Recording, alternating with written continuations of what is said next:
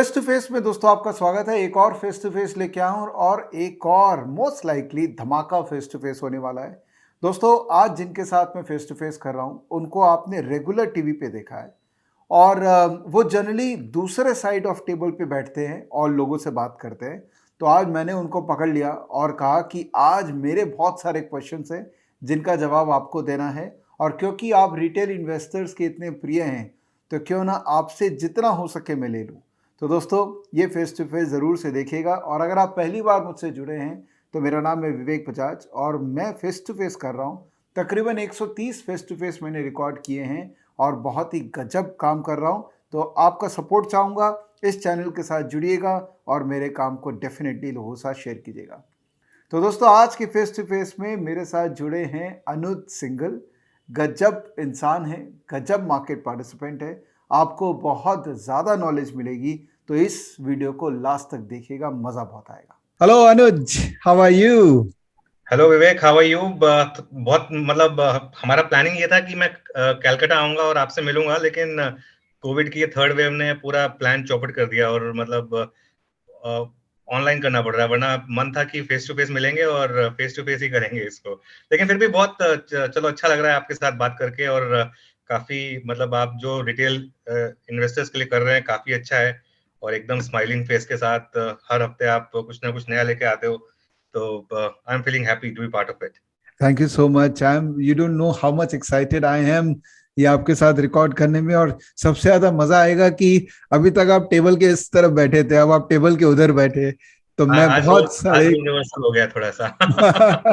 तो आज मैं बहुत सारे क्वेश्चंस लेके आया हूँ और आपसे पूरी तरीके से आपसे निकलवा लूंगा जो मुझे निकालना है, because you have so much inside you, I know.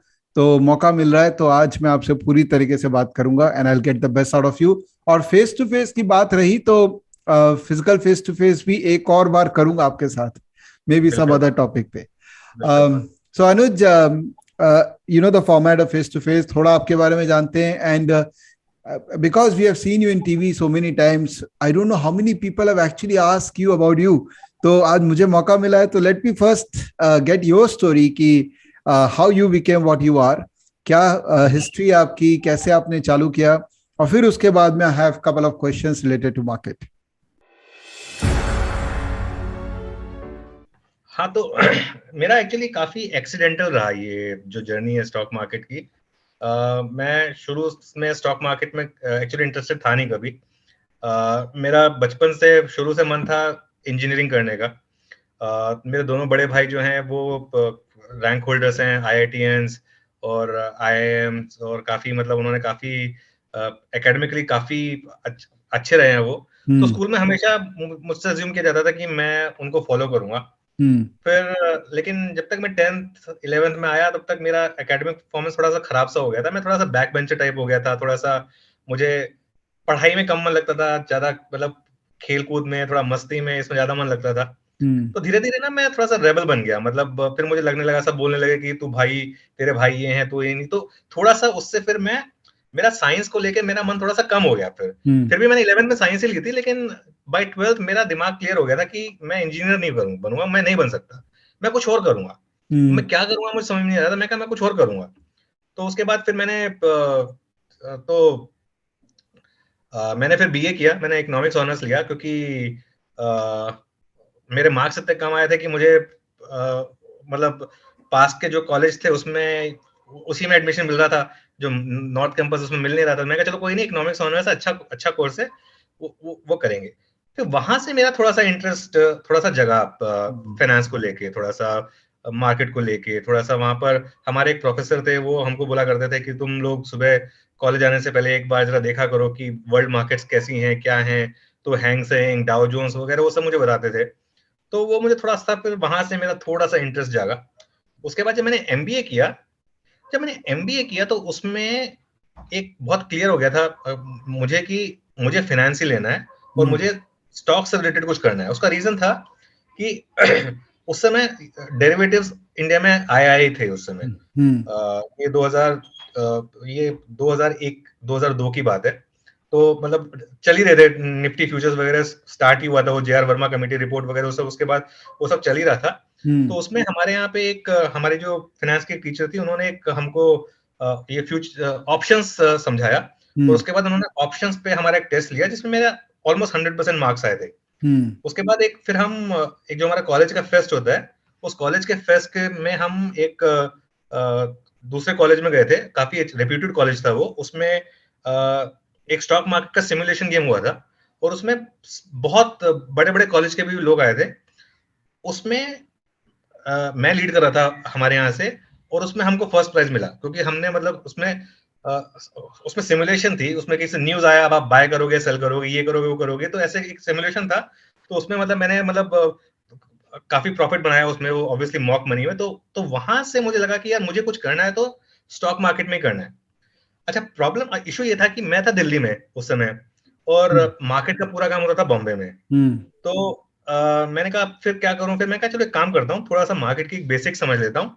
तो इसके लिए मैंने कहा कि मैंने मेरे एक जो प्रोफेसर थी उनसे कहा कि मुझे इकोनॉमिक टाइम्स या सीएनबीसी में अगर आप समर ट्रेनिंग वगैरह करा दें तो उन्होंने फिर उस समय उनकी सेंथिल के साथ जान पहचान थी, तो उन्होंने मेरी समर ट्रेनिंग कराई थी सीएनबीसी में। ये 2002 की बात है, जब मेरा फर्स्ट और सेकंड ईयर के बीच का टाइम होता है।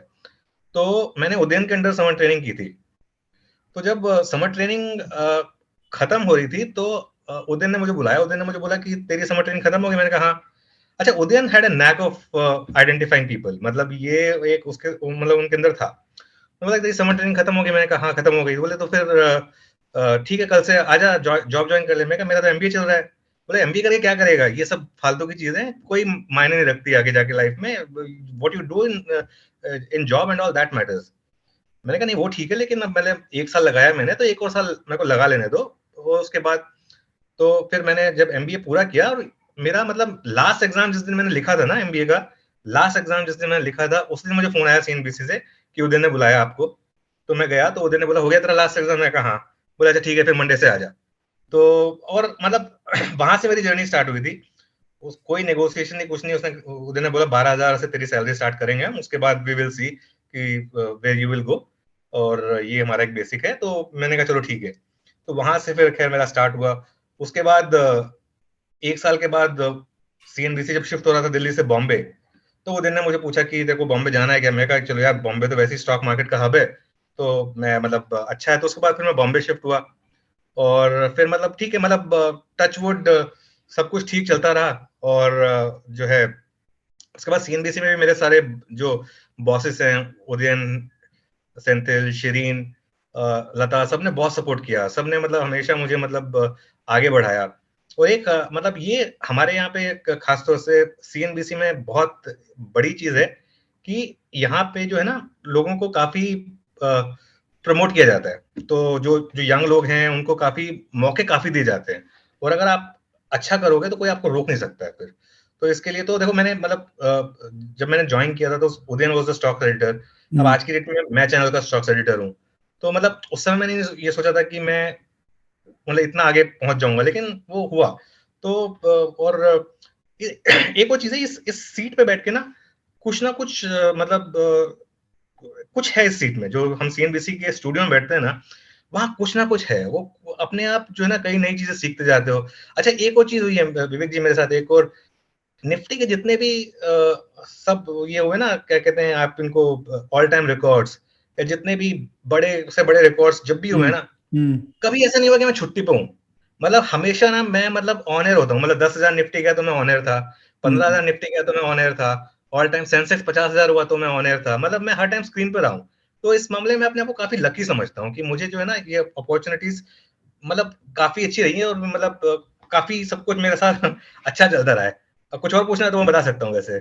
नहीं नहीं, वो टच आपके साथ हमेशा सब कुछ अच्छा ही चले। और आज एक ना, एक मिथ खत्म होने वाली है कि जो एक कॉमन आदमी बिलीव करता है ना कि जो टीवी पे बिजनेस चैनल्स के एंकर होते हैं, ये एक्चुअली में इनको मार्केट का ज्ञान नहीं होता है, वो खाली बोलते बहुत अच्छा है।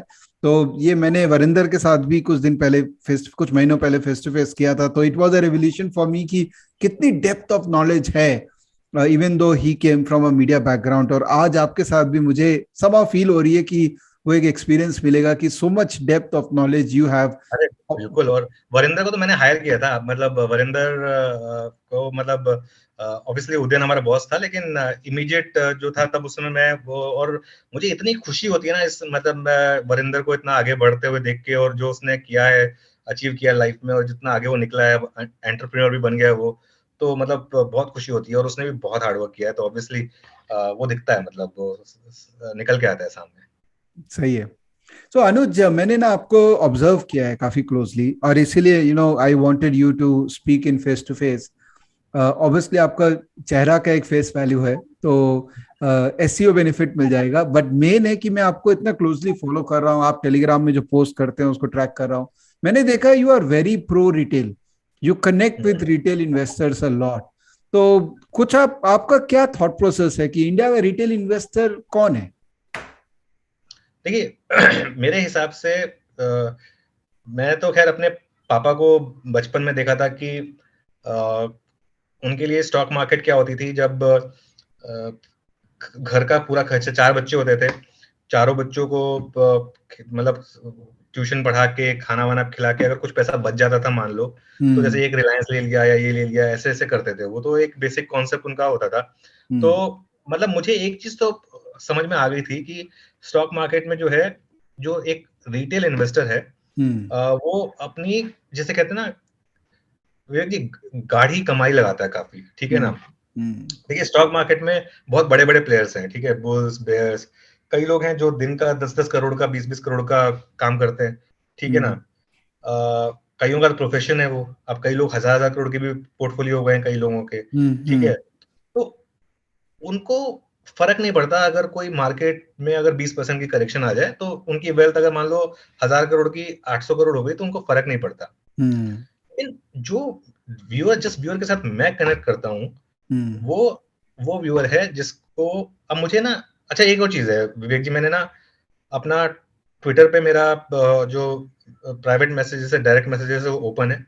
मेरा इंस्टाग्राम पे डायरेक्ट मैसेजेस ओपन है।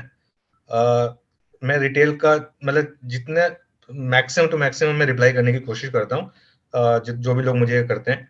मुझे बहुत दुख होता है जब मतलब काफी वार्निंग देने के बाद भी लोग बेकार स्टॉक्स में जाते हैं या स्टॉप लॉस नहीं लगाते हैं। और कई बार ऐसा होता है, कई बार ना दिल बहुत दुखता है। जैसे मुझे ना कल एक मैसेज आया कि मैंने इतने शेयर 2000 रुपए पे ले लिया, 1200 भाव हो गया, और मैंने तो अपनी पूरी की पूरी जो रिटायरमेंट मनी थी वो लगा दी इसमें, अब मैं क्या करूं। अब देखिए मतलब, अब आप समझिए, मतलब मुझे बहुत बुरा लग रहा है, क्योंकि सारे रूल वायलेट किए गए हैं। आपने एक तो सारा पैसा एक स्टॉक पे लगा दिया, ठीक है, उसके बाद आपने स्टॉप लॉस नहीं लगाया, अब उसके बाद आप लॉस भी कट करने को तैयार नहीं है, ठीक है। आप चाहते हैं कि आपको वो एटलीस्ट वो पैसा वापस मिले। तो मेरे लिए रिटेल वो है जो स्टॉक मार्केट को एक गैम्बल नहीं समझता है, जो स्टॉक मार्केट से मतलब एक, और मैक्सिमम जो इंडिया में जो रिटेल इन्वेस्टर्स हैं, लास्ट के 1 साल की बात मैं नहीं कर रहा हूँ, क्योंकि लास्ट के 1 साल में सबको चस्का लग गया है और सबको लगता है कि वही जीनियस है। लेकिन उससे पहले तक स्टॉक मार्केट में जो रिटेल इन्वेस्टर आता था, वो इस इससे आता था कि थोड़ी सी सेविंग्स हैं, उसको आउट परफॉर्म करना है बेसिकली, उसको उसको इंडेक्स को आउट परफॉर्म करना है, उसको बाकी जो एफडीज है, एफडीज को आउट परफॉर्म करना है। इंडिया में मेन चीज ये कि इन्फ्लेशन बीट हो जाए और हमको बस थोड़ा बहुत। तो मेरे लिए वो है रिटेल इन्वेस्टर, क्योंकि अगर आप स्टॉक मार्केट में इस उससे आ रहे हैं कि मुझे हर महीने अपना पैसा डबल करना है, मार्जिन मनी डबल करनी है, तो फिर आप तो रिटेल इन्वेस्टर नहीं हो, फिर वो आप इसको एक ऐसा प्रोफेशन समझ रहे हो, फिर आपको प्रोफेशनल हेल्प की जरूरत है। फिर आप मतलब भले किसी की पेड सर्विस लो या कुछ भी करो या जो भी करो, ठीक है। मेरा मेरा जो मेन हेल्प करने का जो होता है, वो होता है उन लोगों के लिए जिनको मुझे लगता है कि आप लोग जो है खुद पढ़ के, बिना कोई टिप लिए, ये टिप्स लिए बिना, आप खुद मेहनत करके, बीएससी एनएससी की इंफॉर्मेशन पढ़ के, और थोड़ा सा अपना कॉमन सेंस यूज करके, आप स्टॉक मार्केट के थ्रू इतना कमा सकते हैं कि आप जो है अपना इन्फ्लेशन को बीट करोगे, और रियल मतलब बाकी जो जितने भी बाकी की एसेट क्लासेस हैं, उनको बीट करोगे आप। ये मेरा मेन एक एम होता है, और इसके लिए मैं कोशिश करता हूँ कि मैं कनेक्ट करूँ, मतलब ज्यादा से ज्यादा जो छोटे इन्वेस्टर्स हैं उनके साथ कनेक्ट करूँ। इवन तो मैं मतलब इंग्लिश चैनल में काम करता हूँ और काफी रिटेल जो ऑडियंस है हमारी वो ऑफ लेट हिंदी चैनल्स की तरफ शिफ्ट हो गई है। लेकिन फिर भी मैं अपने अपनी तरफ से कोशिश करता हूँ कि इसके लिए मैं जैसे एक और चीज अगर आपने कभी नोटिस करी होगी हमारे चैनल पे कई बार जैसे लोग बोलते हैं जैसे वीएनबी मार्जिन या ओपीएम या ये या वो, तो मैं उनको तभी रोक के बोलता हूँ कि नहीं रुको, मुझे जरा बताने दो सब मतलब क्या है, क्योंकि कोई और नहीं समझेगा। अब मैं कोई भी शो करता हूँ ना, तो मेरा एक मेन एम होता है कि अगर मेरी मम्मी देख रही है तो वो समझ सकती है कि नहीं समझ सकती है। मतलब ये एक एम होना चाहिए हमारा। और अच्छा है, मतलब रिटेल कल्ट काफी बढ़ रहा है इस देश में। ओनली वरी इज कि जो पिछले 1 या 2 साल में रिटेल इन्वेस्टर आया है ना विवेक जी, उसने बेयर मार्केट नहीं देखी है। ये मुझे इस चीज का एक डर लगता है कि इनको ये लगता है कि स्टॉक मार्केट एक एटीएम है जिसमें आपने बस कार्ड डाला, पैसे निकाले, ठीक है, अगले दिन आके फिर निकाल सकते हैं। ये साइकिल्स आपने बहुत देखी है, मैंने भी देखी है। जब पलटेगी तो लोगों को काफी मतलब दर्द भी होगा उसमें। एक जस्ट एक अंदाज के रूप में बताइए, both of us have seen that those kind of market also, कि जब नया कोई रिटेल आता है, सब वो 100 लोग आए हैं मार्केट के अंदर में, और एक मार्केट कंसोलिडेशन फेज में आएगा, मंदी में आएगा ही, आना ही है, तो वो 100 में से कितने लोग मार्केट में रह जाते हैं, एक अंदाज? मेरे ख्याल से हर बुल मार्केट के बाद जो बेयर मार्केट आती है वो उस 100 में से 70 या 80 को तो बोल देती है कि बस अब हम स्टॉक मार्केट में नहीं लगाएंगे पैसा। सही बात है। तो लोग कहते हैं कि जनरली लोग ट्रेडिंग करने आते हैं और ट्रेडिंग में पैसे लग रहे होते हैं तो इन्वेस्टर बन जाते हैं, और लोग जो इन्वेस्टिंग करने आते हैं वो क्योंकि मार्केट इतना चलता है ऊपर नीचे, तो ट्रेडिंग में उनका एक्साइटमेंट हो जाता है। तो बोलना बहुत आसान है कि आप ट्रेडिंग ही करिए, आप इन्वेस्टिंग इस करिए, बट एक आम आदमी जब आता है ना, इतना ओवरवेलमिंग हो जाता है चीजें देख के, भाव चल रहा है, टीवी पे लोग बात कर रहे हैं, और अब तो सोशल मीडिया में चारों तरफ लोग बात कर रहे हैं, तो उसमें साइकोलॉजिकली कैसे आदमी स्ट्रांग रहे कि जो मैं करने आया हूं मैं वही करूं और मैं किसी और को सुनूंगा ही नहीं? देखो, मैं इसमें एक सिंपल चीज बोलता हूँ। मैं स्टॉक मार्केट जो है ना, मैं स्टॉक मार्केट को 2 चीजों से कनेक्ट करता हूँ, और जो कि मतलब बहुत इजी है लाइफ में कनेक्ट करना। पहला है स्पोर्ट्स, हमारे यहाँ क्रिकेट ज्यादा फॉलो करते हैं तो क्रिकेट टर्मिनोलॉजी यूज करूंगा। और दूसरा होता है नेशनल ज्योग्राफिक नेचर। मैं दोनों एक्सप्लेन करता हूँ क्यों। क्रिकेट क्योंकि ट्रेडिंग इन्वेस्टमेंट जो भी है ना, ये गेम है। इस गेम में अब इतने क्रिकेटर्स होते हैं, ठीक है ना, अल्टीमेटली 10 या 12 एक डेकेड में नाम कमाते हैं। बाकी लोग आते हैं, कुछ अच्छा करते हैं, कुछ फ्लॉप हो जाते हैं, कुछ नहीं कर पाते हैं। कुछ होते हैं जो गेम चेंजर्स होते हैं। जो पिछले 20 साल में एक हमारा गेम चेंजर रहा है वो वीरेंद्र सहवाग है, ठीक है ना। अब वीरेंद्र सहवाग से किसी ने पूछा कि आप टेस्ट में भी वैसे ही खेलते हो, वनडे में भी वैसे ही खेलते हो, T20 में भी वैसे खेलते हो? उसने कहा यार क्रिकेट क्रिकेट होता है, सामने बॉल आ रही है, जगह पे आएगी तो मारूंगा, अगर नहीं आएगी जगह पे मैं छोड़ दूंगा, सिंपल, बात खत्म। तो स्टॉक मार्केट में ये कई लोग, स्टॉक मार्केट में अल्टीमेटली आपका एम क्या है, आपको नीचे खरीदना ऊपर बेचना है, सिंपल, बात खत्म।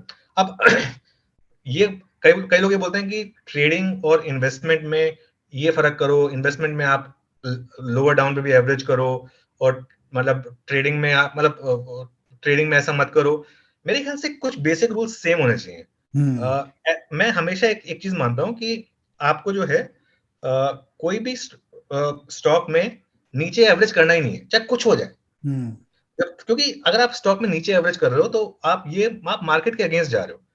मैं मतलब वो सबसे मेरे लिए अगेंस्ट है, वो चाहे ट्रेडिंग हो चाहे इन्वेस्टमेंट हो। अनलेस अगर आप एक नॉन बेयर मार्केट में हो जैसे, और आपके पास एक सेट ऑफ रूल्स हैं जिसमें आप फॉलो कर रहे हो कि एचडीएफसी बैंक है या एचडीएफसी है, बजाज फाइनेंस है, ये कुछ स्टॉक्स हैं, अभी बेयर मार्केट चल रही है लेकिन बुल मार्केट आएगी, और जब बुल मार्केट आएगी यही स्टॉक्स वापस लीड करेंगे, इन्फोसिस हो गया, टीसीएस हो गया, ये 7-8 अलग क्वालिटी के स्टॉक्स हैं, उनको आप लोअर लेवल पे भी लेके एवरेज कर सकते हैं। उसके अलावा किसी स्टॉक में लोअर लेवल पे एवरेज बिल्कुल नहीं करना चाहिए, क्योंकि लोअर लेवल पे एवरेज करने का मतलब ये कि आप मार्केट के अगेंस्ट जा रहे हो, सिंपल, ठीक है। तो ये तो मेरा मतलब एक जो है क्रिकेटिंग पार्लेंस में यूज करता हूँ। एक मैं 2 लोगों को बहुत फॉलो करता हूँ विवेक जी, एक तो वीरेंद्र सहवाग जो वो कहता है उसको, और एक आप सुनिए इमरान खान को, ठीक है ना। देखिए ये समझ जाइए कि वो पाकिस्तानी है या क्या है, ठीक है ना। He is a great cricketer. और इमरान खान का जो एटीट्यूड था ना कि अगर मैं आया हूं तो मैं जीतने के लिए आया हूं, तो आपको आपको इस एटीट्यूड के साथ मार्केट में आना है कि मेरे को इस मार्केट से जीत के जाना है। अगर आप उस समय स्टैटिस्टिक्स में पढ़ जाएंगे, जैसे अभी नितिन कामत ने एक ट्वीट डाला था कि उनके डेटाबेस में सिर्फ 1% लोग हैं जो मतलब प्रॉफिट कमाते हैं एफडी को बीट एंटायर करते ईयर में। हैं। हाँ, जो एफडी को बीट करते हैं। हम्म, लेकिन वो 1% भी कोई ना कोई तो होता होगा ना। हम्म, तो आप क्यों नहीं हो सकते उस 1% में? हर कोई हो सकता है उस 1% में। आपको बस एब्सोल्युटली। ये एटीट्यूड लेके, क्योंकि इमरान खान का एटीट्यूड था कि मैं बेस्ट हूँ, और वो फिर बेस्ट बना। वीरेंद्र सहवाग का एटीट्यूड था कि मैं बेस्ट हूँ। ठीक, ऑब्वियसली टैलेंट भी होना चाहिए और वो होना चाहिए, लेकिन ये जो है ये क्रिकेटिंग पार्लेंस में यूज करता हूँ।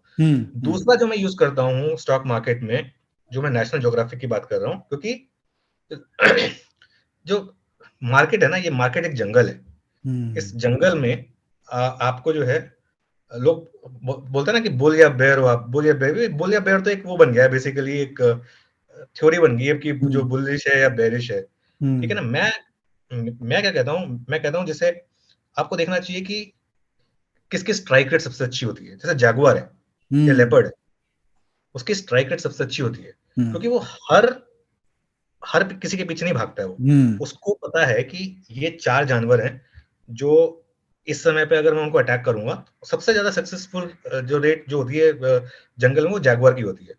क्योंकि वो जो है, वो रोज नहीं शिकार करता, हमेशा नहीं अटैक करता।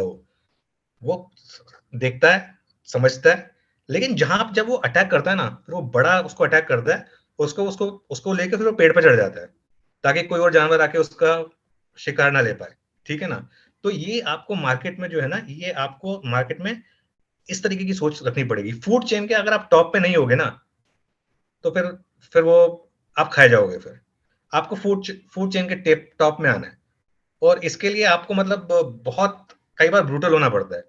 और इसके लिए मतलब एक जो जैसे आप कभी मैं एक राकेश झुनझुनवाला का पुराना इंटरव्यू सुन रहा था। मतलब बहुत छोटे छोटे नगट्स बोलते हैं वो, लेकिन मतलब कमाल की बातें बोलते हैं कि अगर कोई चीज मेरे अगेंस्ट जा रही है ना, तो बस मैं निकल जाऊंगा उसमें से, बात खत्म। मेरा जो भी व्यू है उससे क्या फर्क पड़ता है। मतलब एक मेरा एक्चुअली मैं आपको दिखाता हूँ। एक मैंने एक ये बनाया है एक इसमें, एक सेकंड। तो उसमें मतलब मैं स्क्रीन शेयर करूँ एक जरा, हाँ हाँ हाँ, करिए ना। इन द एक मीन वेल सेकंड। दोस्तों, मैं एक बात आपको रिक्वेस्ट कर रहा हूँ कि वीरेंद्र सहवाग और जैगवार, ये दोनों का फोटो डेस्क के सामने लगवाइए। बहुत ही रेलेवेंट बात कर रहे हैं, और लगा के ट्विटर में डालिएगा और टैग करिएगा कि सर मैंने लगा दिया है, क्योंकि दोनों बहुत इंस्पायरिंग स्टोरीज है। तो ये जैसे देखिए, ये मेरा रूल नंबर 1 है, हम्म। Market is supreme. और rule number 2, don't ignore rule number 1। Simple. ठीक है ना। ये सही मतलब बात है। तो ये अगर आप बेसिक चीज अगर एक फॉलो करेंगे, तो हम्म। मतलब market is all about game of probability. अगर हम्म। आप उसमें अच्छा कर लोगे और रूल को फॉलो करोगे, तो इसमें पैसा बनाओगे। मैंने बहुत लोगों को देखा है जो सक्सेसफुल ट्रेडर है, इन्वेस्टर हैं, वो हम्म। काफी पैसा बनाते हैं। अच्छा, एक और छोटी सी एक और चीज बोलूंगा मैं बस। हम्म। अगेन मैं मेरा, क्योंकि आप नोटिस करोगे कि मैं स्पोर्ट्स में कितना ज्यादा इन्वॉल्व हूँ। हम्म। अभी आपने एक कोट पढ़ा होगा कि उसेन बोल्ट के बारे में, कि उसेन बोल्ट ने कितनी रेसें जीतनी है, उसने कितना पैसा बनाया है, उसने कितना $100 मिलियन या कुछ कमाया है। हम्म। उसके लिए उसने अगर 6 रेस जीती है तो 60 सेकंड भागा है। तो 60 सेकंड भाग के वो उसने $100 मिलियन कमाए हैं। लेकिन वो 60 सेकंड जो ट्रैक पे भागा है, उसके पीछे उसने 60,000 घंटे या 6,000 घंटे प्रैक्टिस की है। ठीक है ना। स्टॉक मार्केट में मैंने बहुत चीज देखी है, बहुत लोगों को देखा है मैंने। स्टॉक मार्केट में कंप्लीटली अनप्रिपेयर्ड आते हैं, हम्म। कोई स्टडी नहीं करते, कुछ नहीं करते, सीधा आके बस बैठ जाते हैं। कोई न्यूज आई, ले लिया। वो नोटिस करेंगे कि पॉजिटिव न्यूज आती है, ले लेते हैं, वो स्टॉक गिर जाता है। कहते हैं यार ये तो सब, उसके बाद फिर ब्लेम करते हैं ये सब ऑपरेटर लोग चलाते हैं मार्केट, हमारा तो कुछ वो है ही नहीं। अरे भाई, ऑपरेटर लोग चलाते भी हैं अगर, तो थोड़ा सा अपनी मेहनत करो ना। तो हम्म। अब जैसे लोगों को जैसे ये असित है। असित वैसे बाय द वे मेरा जूनियर है। ठीक है ना। अच्छा। हाँ, कॉलेज में एनआईएलएम में मेरा मेरा जूनियर है वो। मतलब काफी वो मतलब बहुत अच्छा लड़का है, और मुझसे मुझसे काफी वो रिस्पेक्टफुली बात करता है। कितनी मेहनत करता है वो। मतलब वो अभी लोगों को उसका प्रॉफिट दिखता है। ठीक है ना। हम्म। लेकिन क्या मतलब सिस्टम बनाया है, वो सिस्टम बनाने के लिए कितनी मेहनत लगी है, उस सिस्टम को फॉलो करने के लिए कितनी मेहनत लगती है। अ, अश्विनी गुजराल है जैसे, ठीक है ना। अब उनके भी स्क्रीनशॉट लोग देखते हैं सब यार, बहुत मतलब रात को 10-10 11-11 बजे तक वो चार्ट पढ़ रहे होते हैं, सुबह सुबह उठ के चार्ट पढ़ना शुरू कर देते हैं, ठीक है ना, पूरा सिर्फ स्टडीज करते रहते हैं वो सब, और वो सब करके वही वही बात आ गई अल्टीमेटली कि जैगुआर की तरह कि आप स्टडी करते रहते हो, क्योंकि जब मौका आएगा ना उस समय आपके पास इतनी इंफॉर्मेशन होनी चाहिए कि ये मौका आ गया मेरे को, अब मुझे अटैक करना है, this is the time for me to go for the kill. सही है। रोंगटे खड़े हो गए मेरे। लास्ट टाइम मैंने विजय केडिया जी से जब बात की थी तब मेरा एकदम माइंड छनछना दिया था उन्होंने। तो Anuj, thank you so much. Psychology पे ये बात करना और जोर से बात करना बहुत जरूरी है, थैंक यू। पर थोड़ा टेंजेंट चेंज करते हैं। आप इतनी कंपनीज के साथ इंटरेक्ट करते हैं तो आई एम प्रिज्यूमिंग कि आपको काफी डीप अंडरस्टैंडिंग हो गया है सही कंपनी और बुरी कंपनी में, क्योंकि आप इतने मैनेजमेंट से बात करते हैं, कंपनीज को ट्रैक करते हैं। तो अगर मुझे कुछ इनपुट आपसे लेना हो कि की डिफरेंसेस क्या है अच्छी कंपनी और बुरी कंपनी में। देखिए, मैं बुरी कंपनियों का नाम नहीं लूंगा क्योंकि वो प्रॉब्लम में आ जाऊंगा, लेकिन जैसे कहते हैं ना कि कुछ लोग जो है ना, अब जैसे वो जीब्रा जो है ना वो अपने स्ट्राइप नहीं बदलेगा कभी भी, ठीक है, तो वो आपको पता होना चाहिए। अब जैसे मैं एक एग्जांपल देता हूँ गोदरेज ग्रुप का, ठीक है ना, आप अगर गोदरेज ग्रुप से कभी बात करो, ठीक है, आदि गोदरेज से कभी बात करोगे अगर आप, उसके बाद और वही वो ना पास ऑन होता है जीन, मतलब वही जीन्स ना फिर आगे जाके बच्चों में भी पास ऑन होती हैं, करेक्ट। ठीक है।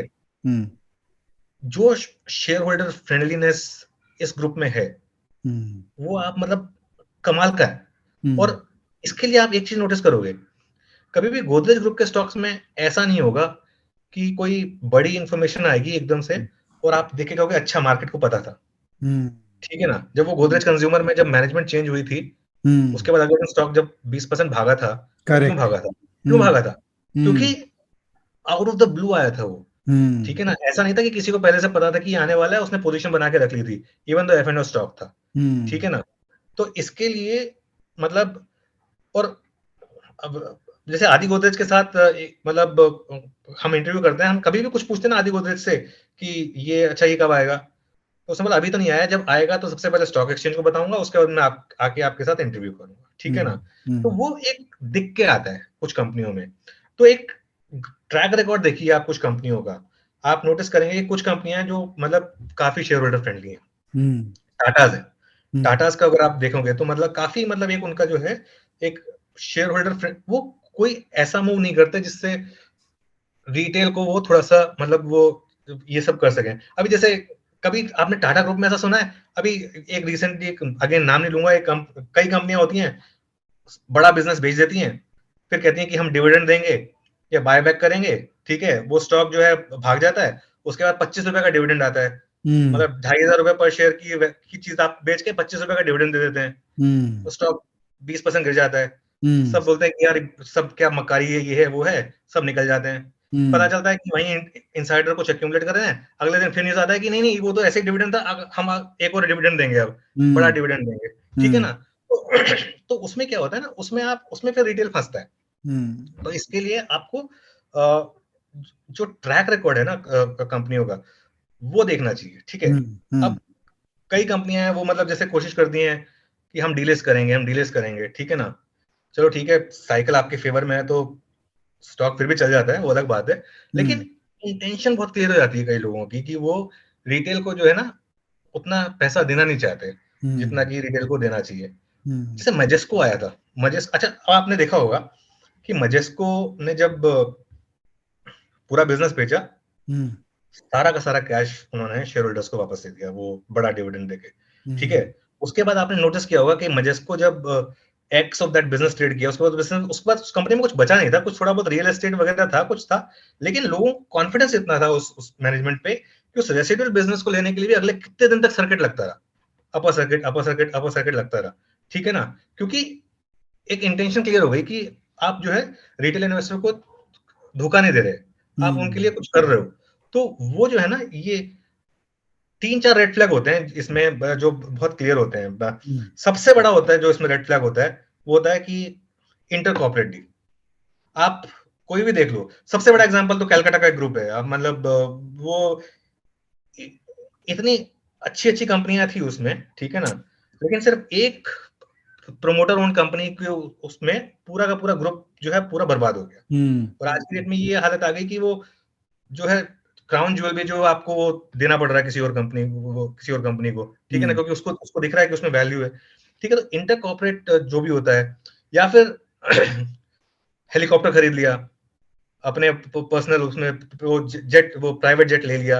ये प्राइवेट जेट वगैरह जो लेते हैं ना, जो ये वो उसमें दिखा देते हैं जो कंपनी को, उसमें वो बहुत बड़ा रेड फ्लैग होता है वो। मतलब आपने देखा होगा कई कंपनियां जो है उसमें मतलब काफी उसमें उनका वो भी निकला है। और अच्छा, ये इनमें कई तो अच्छा कई प्रमोटर्स होते हैं जो सामने से आएंगे और दिखाएंगे आपको कि वो बहुत ऑनेस्ट है और बहुत उनसे ज्यादा कोई टाई वाई पहन के आएंगे, एकदम ऐसे इंग्लिश में बोलेंगे जैसे पता नहीं वो क्या है, एक कंस्ट्रक्शन कंपनी थी, उसको बोला था कि नेक्स्ट एलएनटी है। तो उसका वो जो उसके सीईओ थे वो आते थे और एकदम बिल्कुल उनको आप सुन लो तो ऐसा लगता था कि यार ये तो सच में वाकई में नेक्स्ट एलएनटी है। और जब एक बार स्टॉक का प्राइस गिरा, उसने बोला कि I don't know what's happening, this that, I want to make this company public, I want to make this company private, ठीक है ना। तो लेकिन वो सब गैस थी, पीछे क्या हो रहा था। तो कई बार ऐसी एक और कंपनी थी, मतलब वो पावर और पेपर और वो सब के जो कंपनी थी, उसमें भी जो उनके जो टॉप मैनेजमेंट थी, वो आके ऑन एयर ऐसा लगता था जैसे पता नहीं कोई बहुत ही हरिश्चंद्र राजा है। लेकिन जो कह रहे हैं और जो कर रहे हैं उसमें फर्क है। जो कर रहे हैं ना उस पे जाओ, जो कह रहे हैं उस पे मत जाओ, जो कर रहे हैं उस पे जाओ। तो जो मैं कहता हूँ जैसे गोदरेज जो करता है, टाटा ग्रुप जो करता है, जो मजेस्को ने किया है, आप जो एक बार और चूना लगाने की कोशिश करेगा ना रिटेल को, वो अगली बार भी लगाएगा। सिंपल है।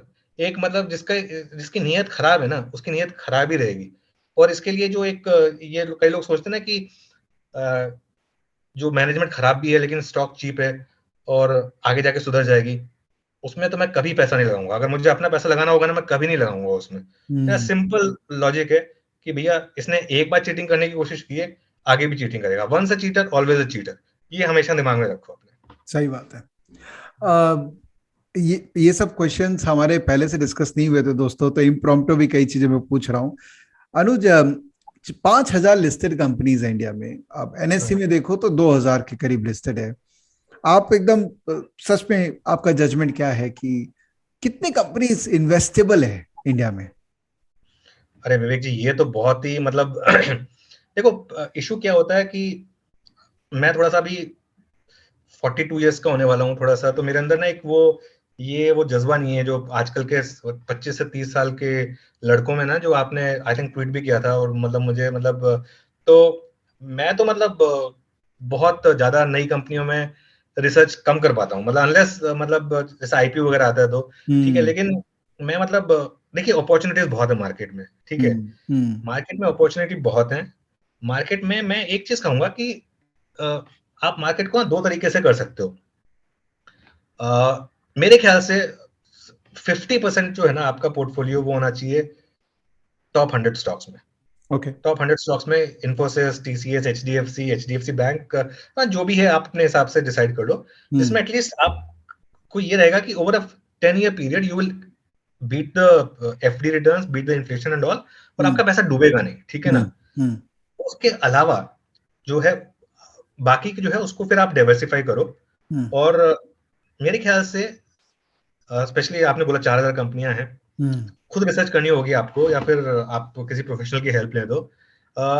10% पैसा लगाइए उन कंपनियों में जिनका मार्केट कैप 100 से 500 करोड़ के बीच में। ओके। 100 से 500 करोड़ के बीच का मार्केट कैप है। 100 से कम बहुत छोटी हो जाएगी, और 500 मतलब 500 को 1,000 कर सकते हो।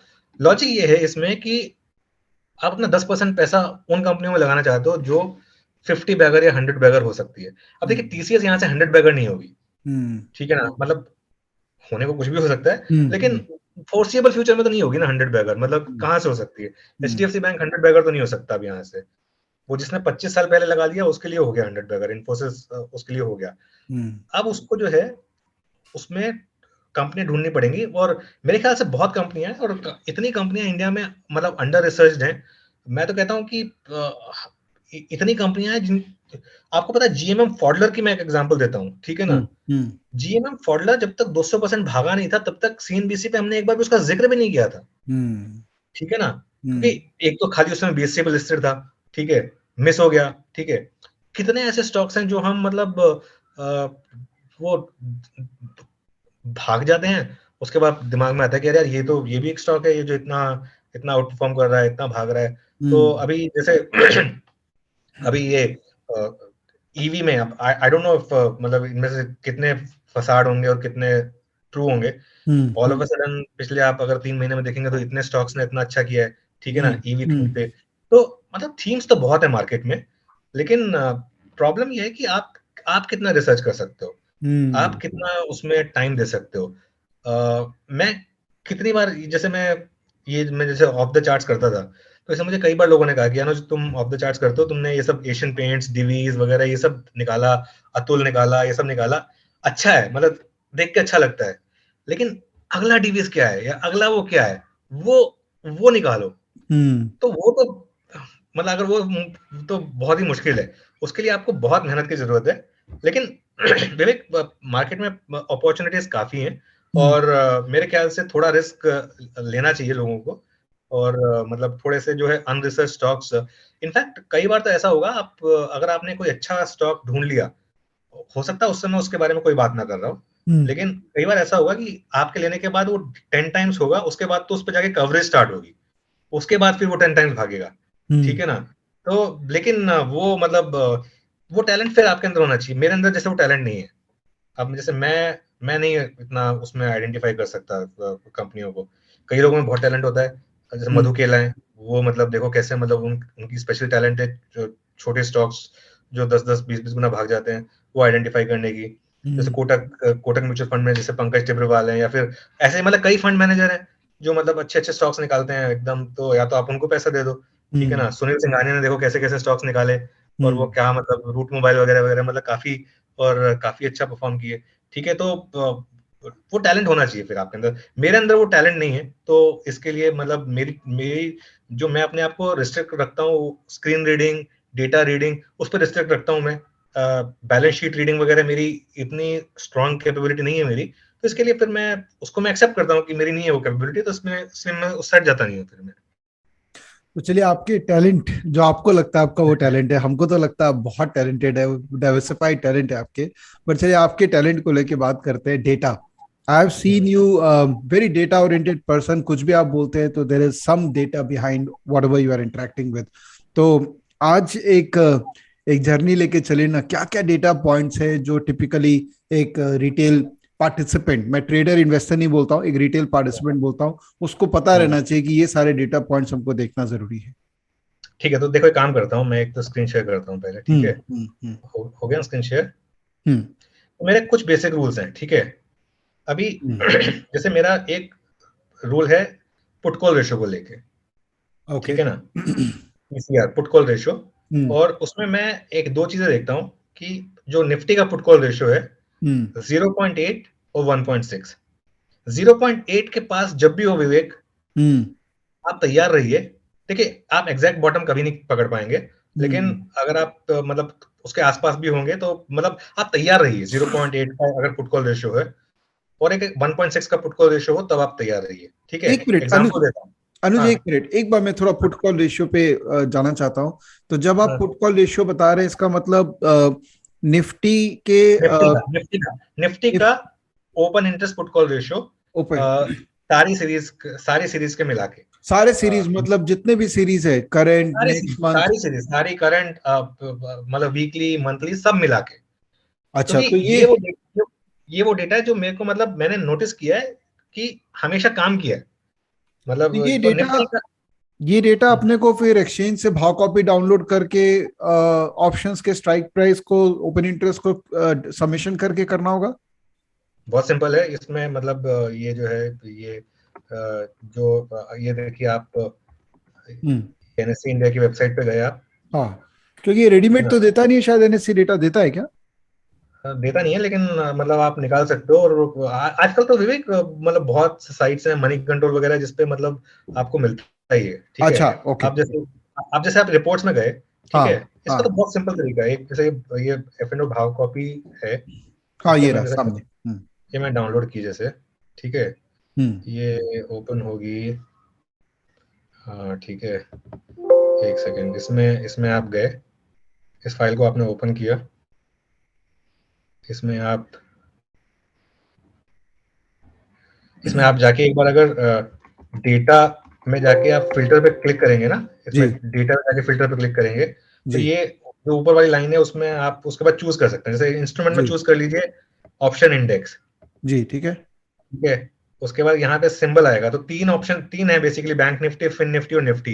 फिन जी निफ्टी तो खैर जीरो ट्रेडिंग होती है, उसमें कोई मतलब जी नहीं है, तो उसमें निफ्टी ले लिया मैंने, ठीक है। जी जी अब ये जो है, इसको मैं पूरे के पूरे डेटा को कॉपी करके एक अलग फाइल में डाल देता हूँ। ठीक है उसके बाद मैं इसको सॉर्ट करता हूँ बाय ऑप्शन टाइप। ठीक है ऑप्शन टाइप से मैं सेव करता हूँ वैल्यू A to Z। उससे क्या होगा कि सारे के सारे C एक साथ आ गए जाएंगे, नीचे P आ जाएगा, जी ठीक है। अब जहाँ पे ये P स्टार्ट होगा मैं उस लाइन पे आ जाऊंगा, जी ठीक है। और यहाँ पे मैं 2 लाइनें इंसर्ट करूंगा सिंपल। ये सम करूंगा मैं, ये ऊपर ये ओपन इंटरेस्ट है, ये ओपन इंटरेस्ट देखिए M कॉलम में जी ओपन इंटरेस्ट आ रहा है, जी ये हो गया कॉल का ओपन इंटरेस्ट। और ये नीचे का जो है ये हो गया पुट का ओपन इंटरेस्ट, जी ठीक है। अब ये सारे ओपन इंटरेस्ट को इससे डिवाइड कर दो, तो 1.35 का आपका पुट कॉल रेशियो है। ये कल का डेटा है, ठीक है ना, आज ठीक का है भाव कभी आया नहीं है। तो ये 13 जनवरी का पुट कॉल रेशियो जो है वो आपको बता रहा है बेसिकली, परफेक्ट ठीक परफेक्ट है, ठीक है। तो तो मैं ये जस्ट मैं एक बात बता देता हूँ अपने लर्नर्स को कि देखिए ये प्रोसेस अनुज ने बताया, बट आजकल सारे टूल्स है जहां पर ये ओवरऑल अवेलेबल हो जाता है। तो आप चिंता मत करिए, एक्सेल गिरी आपको इतनी नहीं करनी होगी, ये कॉन्सेप्ट समझाने के लिए नहीं, अनुज नहीं, से बड़ा कुछ कर लोगे तो भी अच्छा है। मैं कहता हूँ, पता है क्या हाँ क्या होता है, एक वो बताऊँ विवेक जी, कई बार क्या होता है, हाँ मेरी हाँ रिसर्च टीम है जो मुझे डेटा देती है, ठीक है ना, हाँ हाँ क्योंकि लेकिन क्योंकि शुरू से मैं उदयन को डेटा देता था, उसके बाद शुरू से मेरे को डेटा का इतना हैबिट है। हम्म मैं आज की डेट में भी डेटा खुद ही क्रंच करता हूँ, मतलब हम्म मेरी टीम है और अच्छा डेटा देती है मेरे को, लेकिन हम्म उसके बाद भी मैं एक बार खुद अपनी तसल्ली के लिए ना कंफर्म करता हूँ अपना, कि मतलब जो, क्योंकि ऐसा नहीं है कि मैं उनको ट्रस्ट नहीं करता, हाँ लेकिन हाँ जो खुद करने में मजा आता है ना, तो वो मतलब हर एक का अलग होता है। सही लेकिन हाँ, बात जो है आप बोल रहे लाइव मार्केट में आजकल टूल्स अवेलेबल हैं, जी वो हर जगह मिल जाते हैं, जी ठीक है जी ना। जी तो अच्छा, तो अब जैसे मैं एक एग्जांपल देने की कोशिश कर रहा था मैं इसका, हम्म हाँ, जैसे ये निफ्टी है ना, आप देखो ये निफ्टी हाँ का चार्ट मैंने ओपन किया है, ठीक हाँ है ना। इसमें अगर आप ये देखोगे, अब मैं वापस अपने उस पर जाता हूँ, हम्म 19 दिसंबर को पुट कॉल रेशियो था 0.81, ओके ओके। 19 दिसंबर देखिए आप कहाँ पे है, ये 20 तारीख दिख रही है आपको, हम्म नीचे ये 20 दिसंबर है बेसिकली, ठीक है ना, हम्म ठीक है। तो इसमें अगर आप देखेंगे तो क्योंकि ये 3 मंथ का चार्ट है, तो अभी तो इसमें जो है, जब निफ्टी 16,600 के करीब आ गया था ये, ठीक है। जी जी 20 तारीख को निफ्टी ने बॉटम बनाया था, ठीक है। अब हम्म उसमें एक चीज होगी, 19 तारीख को पुट कॉल रेशियो था 0.81, ठीक है। हम्म हम्म लेकिन 20 तारीख को सबसे बड़ी डिक्लाइन आई थी, ठीक है ना। लेकिन आप एक चार्ट देखिए, आपको ना उससे समझ में आ जाना चाहिए, लेफ्ट में जो चार्ट दिख रहा है ना, कि हम्म वन वे डिक्लाइन हो रही है, ठीक है। और ये हम्म जो 20 तारीख को जो बड़ी बार बनी, इसमें जो पुट कॉल रेशियो 0.81 से 0.71 पे आ गया जो, हम्म ठीक है। तो अब कोई भी जीनियस यहाँ नहीं खरीद पाएगा, खरीद ही नहीं सकता, ठीक है ना। हम्म हम्म तो या तो आप यहाँ खरीदेंगे या आप यहाँ खरीदेंगे, ठीक है ना। पॉइंट ये है कि, और मैं लोगों को एडवाइस हमेशा करता हूँ कि यहाँ खरीदने के बजाय ना आप यहाँ खरीदिए। ये जो सॉरी जो एक हम्म उसके बाद जो एक हल्का सा ऊपर ये वाला जो पार्ट है ना, ये वाला पार्ट, करेक्ट करेक्ट ये इसमें खरीदने की कोशिश करिए इसमें, क्योंकि आपको फिर ये डेटा का बैकिंग मिल गया कि हाँ मार्केट ओवरसोल्ड हुई, और उसमें क्या हो गया ना, फिर उसमें आपका जो है एक रिस्क रिवॉर्ड जो है उसी हिसाब से बन गया, आपको समझ में आ गया कि ये जो है आपका, एक सेकंड में कहा, हाँ वापस आ जाता हूँ।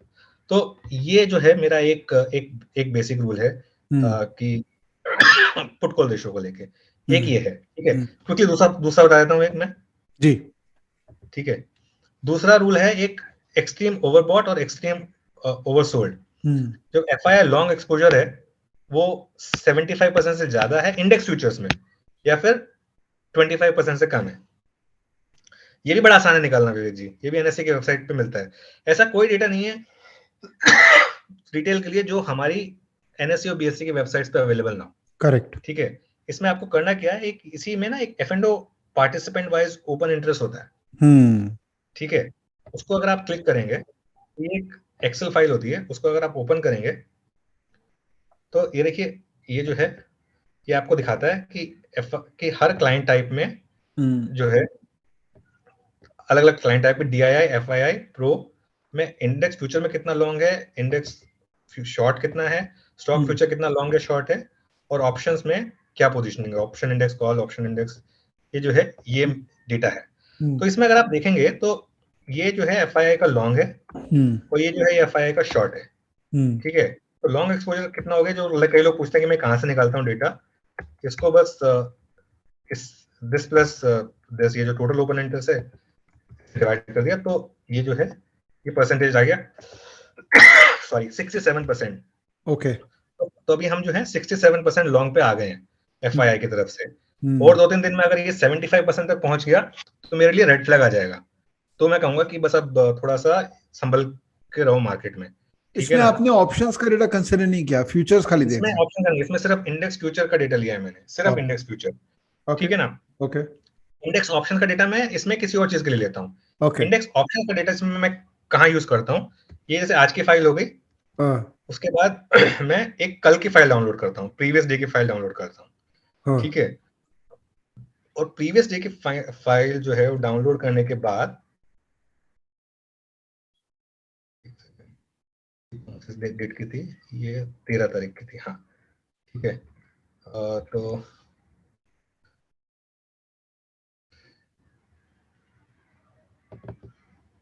ये जैसे 12 तारीख की फाइल मैंने डाउनलोड की, मैं उसको 13 तारीख वाली के नीचे ले जाता हूँ, उसमें कॉपी कर देता हूँ। इससे मैं क्या करता हूँ, फिर मैं ये निकालता हूँ कि कितना चेंज आया है लॉन्ग वर्सेस शॉर्ट, ठीक है ना। तो इसमें मैं, अच्छा कल तो एक्सपायरी थी, इसके लिए आप देखेंगे कि ये जो ऑप्शंस इंडेक्स कॉल लॉन्ग है, पुट लॉन्ग है, कॉल शॉर्ट है, पुट शॉर्ट है, ये सब के सब माइनस है, ठीक है ना। सॉरी, क्योंकि सबका ओपन इंटरेस्ट कल मतलब एक्सपायरी थी तो वो कंसिडर ही नहीं होता है, ठीक है। वरना ये वाला जो डेटा होता है ये मैं कंसिडर, जैसे मैं लिखता हूँ ना, मैं कई बार आपने देखा होगा मैं सुबह के ट्रेड सेटअप में डालता हूँ कि FIs have added these many longs, these many shorts। तो ये ऑप्शन दो, आपको एक दिन के फाइल आ गई, पिछले दिन की फाइल को ऐसे रखिए और उसमें FI का जो डेटा है वो उस दिन वाला जो है उसमें माइनस प्रीवियस डे वाला निकाल लीजिए। उससे आपको ये पता चल जाएगा कि कितने इंडेक्स ऑप्शंस उन्होंने पुट्स खरीदे हैं, कितने पुट्स बेचे हैं। उसमें भी बस एक चीज आपको ध्यान रखनी होगी कि उसमें कई बार क्या होता है कि कई कॉल या पुट मीनिंगलेस होती हैं। जैसे मान लो 15 लाख कॉल्स उन्होंने ऐड किए हैं, लेकिन वो 500 पॉइंट दूर आउट ऑफ द मनी कोई कॉल 1 रुपए की थी, वो सिर्फ उन्होंने राइट कर दी, वो सब मीनिंगलेस होती हैं। तो इसके लिए ये वाला जो डेटा होता है इसमें काफी केयरफुल रहना पड़ता है। लेकिन जो इंडेक्स फ्यूचर्स का डेटा होता है ना, क्योंकि इंडेक्स फ्यूचर्स जो है ना वो मतलब आप स्ट्रेट अवे जो है ना बेट कर रहे हो मार्केट पे फ्यूचर के थ्रू। तो आप इसके लिए FII का डेटा को इतना वैल्यू दे रहे हैं अभी भी? मैं FI के वैल्यू डेटा को बहुत वैल्यू देता हूँ, क्योंकि देखिए all said and done FI अगर 4 दिन तक लगातार बड़ा बेचते हैं ना तो इम्पैक्ट आता है मार्केट में। क्योंकि क्या होता है, जो हमारी जो DI कम्युनिटी है ना बहुत स्मार्ट है, FI से ज्यादा स्मार्ट है, ठीक है। लेकिन प्रॉब्लम क्या है कि कुछ ज्यादा स्मार्ट है, तो वो DI जो होते हैं ना वो स्टॉक्स लेते हैं भाव पे, अपने भाव पे, उनको जो भाव चाहिए होता है उस पे लेते हैं वो। FI क्या होता है, इनडिस्क्रिमिनेट होता है। FII जो होता है ना वो उसको अगर लेना है तो वो HDFC बैंक अगर 5% ऊपर है तब भी लेगा, और बेचना है तो 5% नीचे तब भी बेचेगा वो, ठीक है ना। तो और जो जो FII का देखिए क्या होता है ना, FII का जो डेटा है ना वो आपके जो 10 या 15 सबसे बड़े स्टॉक्स है ना उनको इम्पैक्ट करता है। अगर वो उनपे इम्पैक्ट आता है तो मार्केट पे इम्पैक्ट आता है। तो इसके लिए मतलब ठीक है, अभी ऑफ लेट इतना मतलब वो नहीं हुआ है, लेकिन मैंने नोटिस किया है कि ये FII का जो डेटा है फ्यूचर्स मार्केट में, ये मतलब समथिंग विच हैज वर्कड, मतलब अभी तक वर्क किया है, ठीक है ना। अच्छा एक और ये रूल है मेरा, ये जो है ना आपको BSE पे ना रोज डेटा मिलता है एंड में, number of stocks eight new high, ठीक है ना। जब ये 550-600 क्रॉस करने लगे ना तो लिवरेज पोजीशन से बाहर हो जाओ, मतलब तब आप एक काफी करीब हो मार्केट में एक बड़ी करेक्शन के लिए। अब वो करेक्शन कल आएगी परसों आएगी मैं कह नहीं सकता, लेकिन जब वो आएगी ना तो वो ऐसी होगी कि इसमें फिर आपको एग्जिट नहीं मिलेगी, कई स्टॉक्स में आपको बिल्कुल एग्जिट नहीं मिलेगी। उसका रिवर्स है, अगर number of stocks eight new high 100 के नीचे आता है तो फिर आप मिड कैप में आ जाओ। अच्छा, ये जो 550 क्रॉस करता है ना, इसमें आप नोटिस करोगे, इसमें फिर ए और बी के अलावा उसके बाद फिर सारे के सारे जो गंदे स्टॉक्स है ना, जेड ग्रुप, ये ग्रुप, वो ग्रुप, उसके सारे के सारे स्टॉक्स जो है ना वो 52 वीक हाईज हिट करने लगते हैं, सर्किट हिट करने लगते हैं। वो जब आता है ना तो मैं थोड़ा अनकंफर्टेबल हो जाता हूँ। मतलब मुझे लगता है कि यार अभी थोड़ा सा मार्केट में है ना, थोड़ा सा इस समय यूफोरिया बन रहा है। वो पोजीशन अभी आ रही है। वैसे आज जैसे स्मॉल कैप इंडेक्स ने मेरे ख्याल से ऑल टाइम हाई हिट किया है। आई डोंट नो कितने लोगों ने नोटिस किया ये बात कि मतलब we are at new high on the small caps, ठीक है ना। तो उसमें ऑब्वियसली थोड़ा फ्रॉड भी है सिस्टम में। तो ये मेरा एक और रूल है जो मैं फॉलो करता हूँ, ठीक है। अच्छा, ये मेरा एक रूल है इसका रिस्क रिवॉर्ड का, कि कोई भी एज ए ट्रेडर आप कोई भी ट्रेड लेते हो ना, तो 1:3 जो है वो रिस्क रिवॉर्ड होना चाहिए आपका। उससे कम पे कोई भी ट्रेड हो ना, उसको मत लो आप, ठीक है। और ये 1:3 कैसे डिसाइड होता है? कई बार आपने देखा होगा, मैं 18,300 पे बोलता हूँ रिस्क रिवॉर्ड इज फेवरेबल, और 17,300 पे बोल देता हूँ कि risk reward is not favourable, ठीक है ना। वो डिपेंड करता है कि आप जो आपका जो एक लॉजिकल स्टॉप लॉस है किसी ट्रेड में, उससे आप कितना दूर हैं, ठीक है ना। मान लो 18,300 पे अगर निफ्टी ने कुछ टाइम पहले अगर मान लो डबल बॉटम बनाया 18,200 पे, मान लो, ठीक है ना, तो उसमें आपको पता है कि अगर आप 18,300 पे खरीद रहे हो, आप एक स्ट्रिक्ट स्टॉप लॉस लगाते हो 100 पॉइंट तक, 18,200 क्रॉस हुआ तो आप निकल जाओगे उसमें से, ठीक है ना। लेकिन वो वहां से अगर 300 पॉइंट भाग सकता है तो वो ट्रेड आपको लेनी है बेसिकली, ठीक है ना। फिर इट डजंट मैटर कि वो ऑलरेडी मार्केट भाग चुका है, ऑलरेडी 18,300 पे आ चुका है कि नहीं आ चुका है। ऑन द अदर हैंड कई बार 17,300 पे भी होगा, लेकिन आपका जो स्टॉप लॉस है, जो लॉजिकल स्टॉप लॉस है, वो अगर 300 पॉइंट नीचे है तो कोई मतलब नहीं है। क्योंकि एक और चीज इसमें विवेक, एक होता है मॉनेटरी स्टॉप लॉस और एक होता है लॉजिकल स्टॉप लॉस। ये मैं इसलिए कह रहा हूँ क्योंकि मुझे कई लोग लिखते हैं कि सर मेरा तो स्टॉप लॉस लग गया। तो मैं एक चीज जो हमेशा नोटिस करी है ना, फिर मैं लोगों से पूछता हूँ कि कैसे लग गया स्टॉप लॉस। तो मैं बोला कि सर 1 लाख रुपए लगाए थे मैंने, और 20,000 का जब लॉस हो गया तो फिर मैं बाहर आ गया उसमें से, ठीक है ना। वो मॉनेटरी स्टॉप लॉस है। वो मॉनेटरी स्टॉप लॉस अगर आप लगाओगे किसी भी ट्रेड में तो वो लगेगा ही लगेगा। आपको स्टॉप लॉस लगाना है जहां पे आपका जो आपने एक ट्रेड ली है उसका लॉजिक जो है, जैसे 18,300 पे आपने ट्रेड ली है, तो आप ये मत बोलो कि मैं अगर इस ट्रेड में मुझे 20,000 का लॉस होगा तो बाहर हो जाऊंगा। अब मैं 18,200 पे बाहर हो जाऊंगा, ठीक है ना। तो जैसे मैं कहता हूँ monetary stop loss 80% of time hit होगा, logical stop loss 20% of time पे हिट होगा। और उसका ब्रिज क्या है? Position sizing. बहुत लोग जो मिस्टेक करते हैं हमारे देश में वो बहुत बड़ी पोजीशन ले लेते हैं। सीधा मतलब अगर आपके अकाउंट में 5 लाख रुपए हैं तो 5 के 5 लाख का पूरा पोजीशन ले लिया, वो मत करो। 50,000 की पोजीशन लो आप। अगर आप 50,000 की पोजीशन लोगे ना उसमें, क्योंकि अगर आपने सीधा 5 लाख की पोजीशन ले ली ना, तो उसमें आप सीधा अगर 50,000 डाउन हो गए तो आप बाहर हो उसमें से, तो कोई चांस ही नहीं कि आप उस ट्रेड में रह पाओगे, ठीक है ना, क्योंकि सीधा आपका 10% राइट डाउन हो गया। लेकिन आपका अकाउंट साइज 5 लाख है, आपने 50,000 की पोजीशन लिए, तो उसमें अगर 5,000 का भी आपको लॉस हो रहा है तो आप 5 लाख के ऊपर तो 5,000 का ही लॉस हो रहा है, आप ले लोगे उसको, ठीक है ना। क्योंकि आपको पता है कि ये जो है अल्टीमेटली स्टॉप लॉस नहीं लगेगा, और जो है मैं बेसिकली इसमें पैसा बनाऊंगा। तो ये मतलब मेरे कुछ बेसिक रूल्स हैं। अनुज, आप थोड़ा पानी पीना चाहेंगे? हाँ, मैं थोड़ा पानी पी लेता हूँ। हाँ प्लीज। आपका passion towards giving your best is so evident. अच्छा देखो, मैं एक और sorry, am I on air again? Yes please continue. अच्छा देखो, मैं एक और चीज इसमें ना एक सिंपल चीज एक्सप्लेन करना चाहता हूँ इसमें, और ये लोगों को ना समझ में आनी चाहिए। कई बार क्या होता है ना, लोग बहुत स्टॉक्स में ट्रेड करते हैं, बहुत स्टॉक्स में। स्टॉक्स की ना पर्सनैलिटी होती है, आपको अपने स्टॉक्स चूज करने होते हैं। मैं पढ़ता हूँ, कुछ ट्रेडर्स हैं अमेरिका में, 1-2 ट्रेडर्स हैं। जैसे एक ट्रेडर है अमेरिका में, वो सिर्फ एक ही ट्रेड करता है सिर्फ पूरे दिन, एप्पल इंट्राडे। वो सिर्फ एप्पल ट्रेड करता है और कुछ ट्रेड करता ही नहीं है। मिलियंस ऑफ डॉलर्स बना लेता है लेकिन सिर्फ एक स्टॉक ट्रेड करके, ठीक है ना। हमारे यहाँ पे भी कई लोग हैं जो सिर्फ निफ्टी या बैंक निफ्टी ट्रेड करते हैं, फिर उन्होंने उसमें ना मास्टरी हासिल कर ली होती है, ठीक है। अब जैसे जस्ट मैं एक एग्जांपल देना चाहता हूँ उसका, कि जो मैं बात कर रहा हूँ कि जी। वो कि क्या मतलब किस तरीके से मैं मतलब किस बारे में बात कर रहा हूँ। जैसे एशियन पेंट्स का चार्ट है ये एशियन पेंट्स का चार्ट देखो आप। अच्छा, मैं एशियन पेंट्स ना मेरे दिल से बहुत करीब है। एशियन पेंट्स मेरा पहला ऑफ द चार्ट्स भी था ये, और थोड़ा सा मतलब एक ऐसा स्टॉक है जिसने पिछले विवेक 11 साल में फाइनेंशियल ईयर में, किसी भी फाइनेंशियल ईयर में नेगेटिव रिटर्न नहीं दिया है कभी भी 11 साल में, ठीक है ना। तो इसमें आप एक चीज नोटिस करिए, ये इसमें मैंने एक टेक्निकल चार्ट बनाया है और इसमें एक 50 डे और 200 डे मूविंग एवरेज डाला है, ठीक है। आप एक चीज नोटिस करो कि इसमें आप हिस्टोरिकली कभी भी जब वो स्टॉक गिरता है, आप 50 डे मूविंग एवरेज पर कभी भी खरीदते हो स्टॉक को, ठीक है।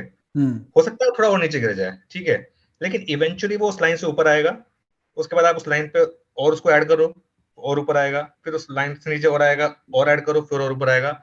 इवन जो स्ट्रॉन्गेस्ट बेयर मार्केट भी आएगी ना, जिसमें बहुत ज्यादा स्टॉक्स गिरेंगे, उसमें ये स्टॉक जो है ना 200 डे मूविंग एवरेज को नहीं क्रॉस करेगा। ये देखो, ये 200 डे मूविंग एवरेज है इसकी, ठीक है ना। और बाय द टाइम ये यहां से भागना शुरू हुआ, मान लो यहां से अगर यहां तक आएगा ना, तब तक अगर ये 200 डे भी टेस्ट करेगा ना, तो भी जो आपकी पहली बाय प्राइस होगी ना, उससे बहुत ऊपर जा चुका होगा ऑलरेडी।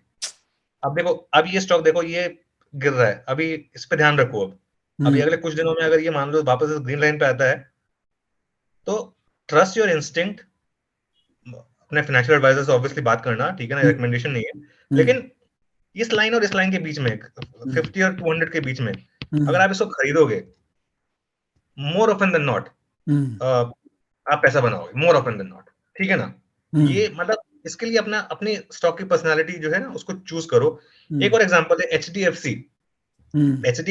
अगर आप कभी भी एचडीएफसी का कोई कंपैरिजन नहीं है, ठीक है ना, क्योंकि हाउसिंग फाइनेंस में एक एचडीएफसी, उसके बाद बाकी सब आते हैं।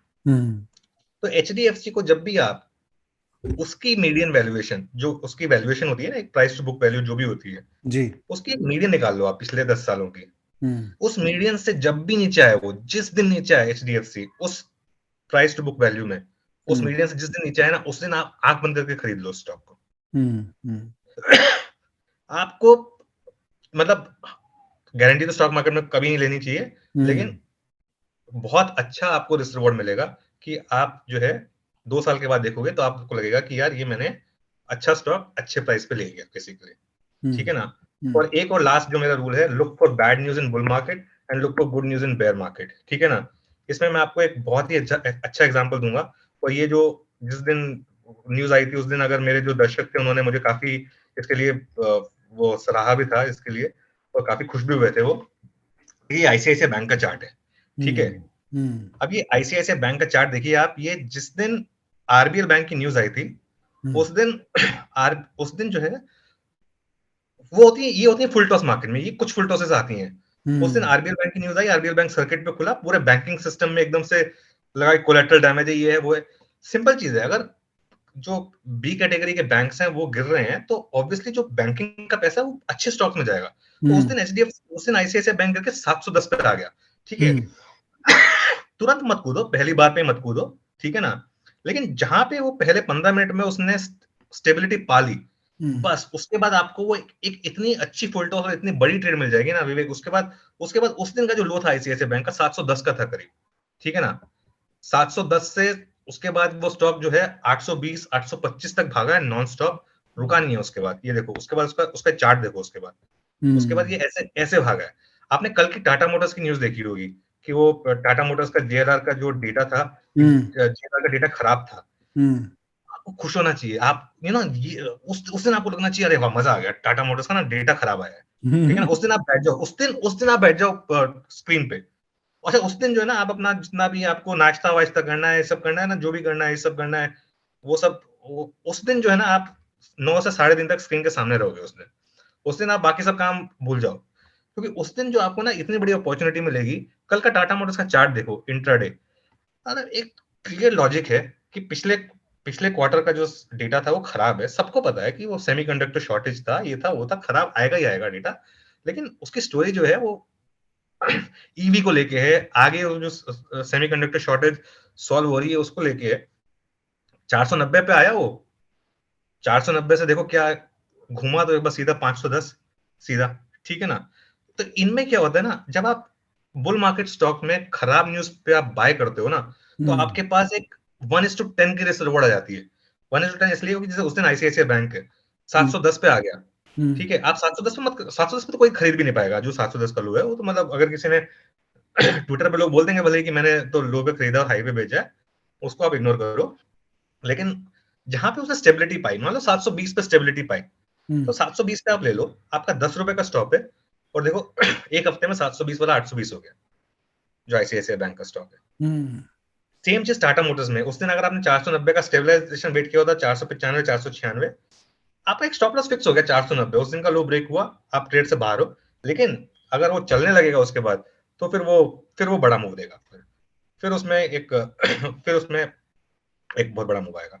अच्छा विवेक, एक लास्ट चीज जो मुझे इसमें इस चीज को लेके बोलनी है, और ये ना सॉरी मैं थोड़ा सा इसमें, कई बार क्या होता है ना, रिटेल जो है वो देख नहीं पाता। कई बार न्यूज आती है, न्यूज पॉजिटिव होती है, ठीक है, बिल्कुल पॉजिटिव न्यूज है, और लॉन्ग टर्म में वो न्यूज अच्छी है स्टॉक के लिए, भागेगा स्टॉक, मैं मना नहीं कर रहा, स्टॉक भागेगा। लेकिन आपको एक चीज नोटिस करनी है कि अगर वो स्टॉक पिछले 15 दिन से बैन में है, 15 दिन से अगर वो स्टॉक बैन में है, और अगर वो 210 से 270 तक आ गया है 15 दिन में, ठीक है, और अब न्यूज आ रही है 270 पे, ठीक है, अब 270 पे न्यूज आ रही है ना, आप मान लो, मैं कहता हूं वो कंपनी अगर बिक रही होगी ना, 400 रुपए में बिक रही होगी मान लो वो, तो भी वो उस दिन अगर आप खरीदोगे तो उस दिन आपको पैसा नहीं बनाएगा। क्यों? क्योंकि इतने लोगों ने उसमें पोजीशन ऑलरेडी बना ली है कि वो बैन में चल रहा है 210 का ऑलरेडी 270 हो चुका है, वो उस दिन गिरेगा, और उस दिन अगर आप उसको हायर लेवल पे खरीदोगे तो आप उसमें फंसोगे, ठीक है।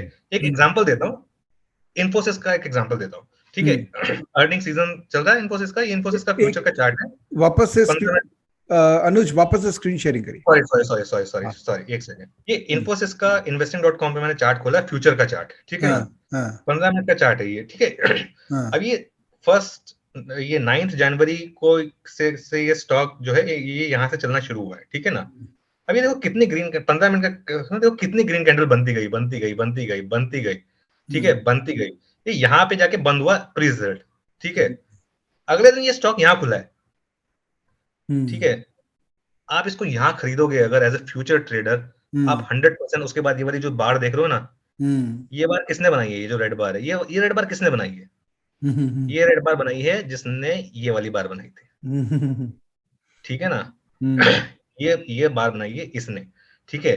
तो अगर आप यहाँ खरीदोगे ना, यहाँ पे, तो आप इस वाले को एक एग्जिट दे रहे हो, ठीक है, उसको आप एग्जिट दे रहे हो। आप लेफ्ट हैंड साइड देख लो पहले, ऑलरेडी कितना भागा है स्टॉक, ऑलरेडी भाग चुका है काफी। उसने मैंने एक चीज बोली थी मुझसे, मतलब सोनिया ने पूछा था कि इन्फोसिस में क्या करना चाहिए, तो मैंने बोला था कि देखो मार्केट पोजीशनिंग बहुत ज्यादा बुलिश है, बहुत ज्यादा ऑलरेडी हो चुका है, तो स्टॉक को थोड़ा लाइट होने दो।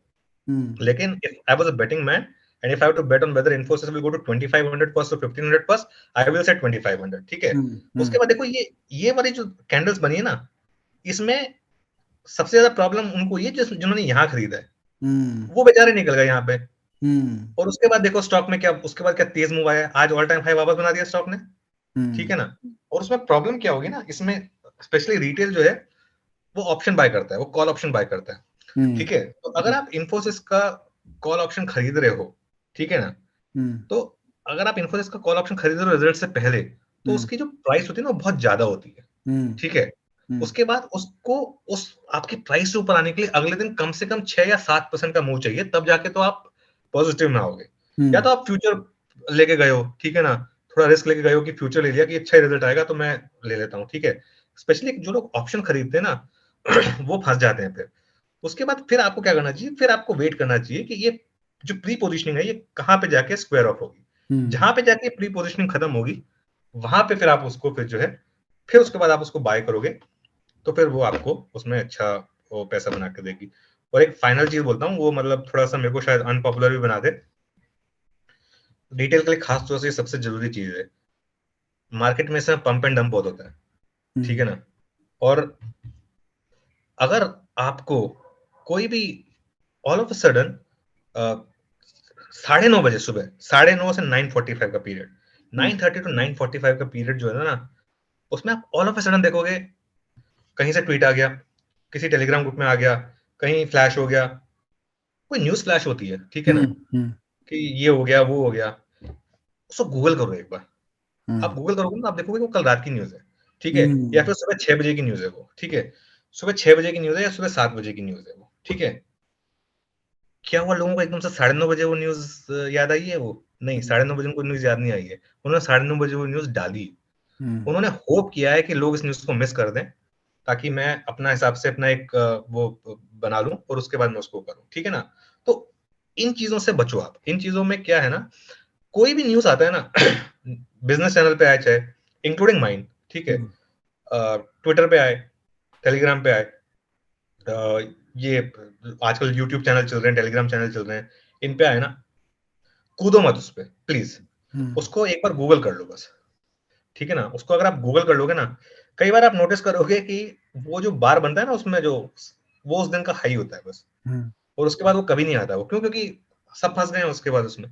तो आपको फँसना नहीं है, आपको हमेशा देखना है कि मार्केट में पोज़ीशनिंग किस हिसाब से है। क्योंकि देखो आप, ये अनफॉर्चुनेट रियलिटी है कि स्टॉक मार्केट इज़ अ, मतलब जैसे कहते हैं ना, टू फाइंड द नेक्स्ट फूल। मतलब आपने कोई स्टॉक ले लिया, अब आप, जब तक कोई आपसे हाई प्राइस पे आपसे खरीदेगा नहीं, तब तक आपका मुनाफा नहीं होगा ना। तो करेक्ट। इसके लिए आप चाहोगे कि आपने जिस प्राइस पे लिया है उससे ऊपर जाए, ताकि आप निकल सको उसमें से, ठीक है ना? तो ये चीज का आपको ध्यान रखना है, क्योंकि पैसा आपका है, अल्टीमेटली आप ही रिस्पॉन्सिबल हो उसके बाद आप किसी को ब्लेम नहीं कर सकते। मतलब ये सब चीजें नहीं होनी चाहिए मार्केट में, लेकिन होती हैं। सही है, सही है अनुज। इतना honest passion and clear cut communication, I think you have really been there in the market. तो वो जो एक फीलिंग आती है ना, बीन देयर देन दैट वाली, तो वो आपसे आती है कि आपको पता है क्या वर्क करता है, and that is what you are trying to communicate to everyone. So मजा आया आपके साथ रिकॉर्ड करके, इट वाज बस फन। एक लास्ट बात और बोल दूं। हाँ। देखिए, मैं ये सब चीजें कह पाता हूँ क्योंकि मैं मार्केट पार्टिसिपेंट हूँ, ठीक है ना? हम्म। मार्केट पार्टिसिपेंट नहीं हूँ, सॉरी, मार्केट कमेंटेटर हूँ, जी ठीक है जी ना? जी। कई लोग मुझे बोलते हैं कि it's very easy for you to say all this because you don't have skin in the game. Hmm मैं तो कह रहा हूँ कि हाँ भैया, मेरी मेरी नहीं है साइकोलॉजी, विवेक, मैं नहीं कर पाऊंगा ये सब, मुझे पता है, हम्म ठीक है? लेकिन देखो, अब अब जैसे हर्षा भोगले है, ठीक है? वो कई क्रिकेटर से अच्छा गेम समझता है, ठीक है हम्म ना? कई अंपायर्स होते हैं जिन्होंने कभी गेम नहीं खेला होता, लेकिन अच्छे अंपायर होते हैं, क्योंकि वो सिर्फ वो गेम को जानते हैं, ठीक है? तो मैं एक और चीज कहूंगा, because I am not a market participant, और मेरी कोई खुद की पोजीशन कभी नहीं होती किसी भी उसमें, it helps me stay unbiased. और हम्म उसका मैं एक और आपको एक एग्जांपल दे सकता हूँ। कई बार ना विवेक, अगर आपके पास कोई स्टॉक है ना, कोई न्यूज आएगा मान लो, तो आप डिसाइड नहीं कर पाओगे कि यार ये न्यूज पॉजिटिव है या नेगेटिव है, हम्म क्योंकि कई बार मेरे साथ होता है, मैं समझ नहीं पाता हूँ कि स्टॉक की न्यूज पॉजिटिव है या नेगेटिव है। हम्म कितनी बार मैं ऑनर बोलता हूँ कि let the market decide, end of the day market will decide, ठीक है ना? हम्म। लेकिन अगर आपकी पोजीशनिंग होगी ना उस स्टॉक में, you will tend to think positive about that. सही बात है। आप उसके बारे में पॉजिटिव सोचोगे ही सोचोगे, ठीक है ना? तो हम्म। इसके लिए मैं अनबायस्ड, और देखो ऐसा नहीं है, कई बार मुझे लोग बोलते हैं कि तू इतना बेरिश हो रहा है, तू इतना बेरिश हो रहा है, जो डेटा है तो बेरिश हो ना, और अगर मार्केट गिरेगा तो जो मेरे म्यूचुअल फंड्स हैं वो भी तो गिरेंगे। ऐसा थोड़ा हम्म है कि नहीं गिरेंगे। मेरे हम्म जो ईसॉप्स हैं उनकी भी तो वैल्यू गिरेगी, ऐसा थोड़ा हम्म है कि नहीं गिरेगी। लेकिन हम्म जो जो है वो है, जो सामने दिख रहा है वो सामने दिख रहा है। तो हम्म मैं लोगों को एक ही चीज बोलता हूँ कि हाँ, मैं नहीं हूँ मार्केट पार्टिसिपेंट, क्योंकि मुझे मुझे लगता नहीं कि मेरी साइकोलॉजी जो है, या जो मेरी मेंटल स्ट्रेंथ जो है वो इतनी है जो मैं मार्केट का ये सब ले पाऊंगा। तो इसके लिए मैं दूर से रह के कमेंट्री करना प्रेफर करता हूँ। लेकिन पल समझ में आती है मुझे मार्केट की, लेकिन जरूरी नहीं है। देखिए, कई बार ऐसा होता है कि कई लोग सही होते हैं लेकिन पैसा नहीं बना पाते। मैंने मार्केट में कई लोग देखे जो सही होते हैं लेकिन पैसा नहीं बना पाते हैं। कई लोग होते हैं जो गलत हो जाते हैं मार्केट में, लेकिन तुरंत, क्योंकि उनकी साइकोलॉजी ऐसी है ना, मैं गलत हूँ ठीक है, मार्केट सही है, तुरंत पोजीशन चेंज एकदम से। मतलब कितने लोग होते हैं जो मतलब एकदम से इंट्राडे में ऐसे अपना व्यू चेंज करते हैं जैसे मतलब पता नहीं कोई, जैसे कपड़े बदल रहे हो, लेकिन वो मार्केट में आपको ऐसा होना पड़ता है, तो आप हो जाते हो। सही है। तो कई बार क्या होता है कि कुछ चीजों को हम बहुत क्लोजली सामने से देख रहे होते हैं तो इतना ही व्यू मिल पाता है, बट जैसे जैसे हम दूर जाते हैं हमको ओवरऑल व्यू मिलता है। तो आप वो 10,000 फीट में बैठे हैं, तो आप जितने अच्छे से मार्केट को पूरा कॉम्प्रिहेंड कर पाएंगे। मैं डिसएग्री करूंगा कि आप मार्केट पार्टिसिपेंट नहीं है, you are very much part of the market. खाली आप माउंट एवरेस्ट से देख रहे हैं मार्केट को, तो आपको एक अलग ही पर्सपेक्टिव दिखता है मार्केट का, which works and which adds lot of value to the listener who is seriously listening to you and following you.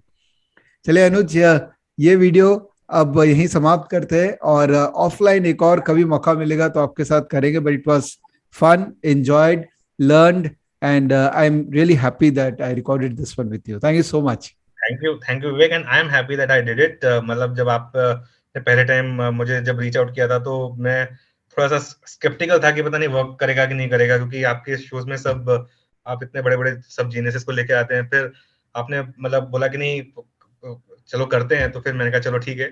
मजा बहुत आया मुझे. अब देखते हैं ऑडियंस को अच्छा लगता है कि नहीं, लेकिन मुझे बहुत मजा आया करके. 100% सबको वैल्यू मिलेगा इससे. Anuj, thank you so much, और फिर मिलते हैं कभी. Bye bye, take care. बिल्कुल, bye bye. Thank you. Thank you.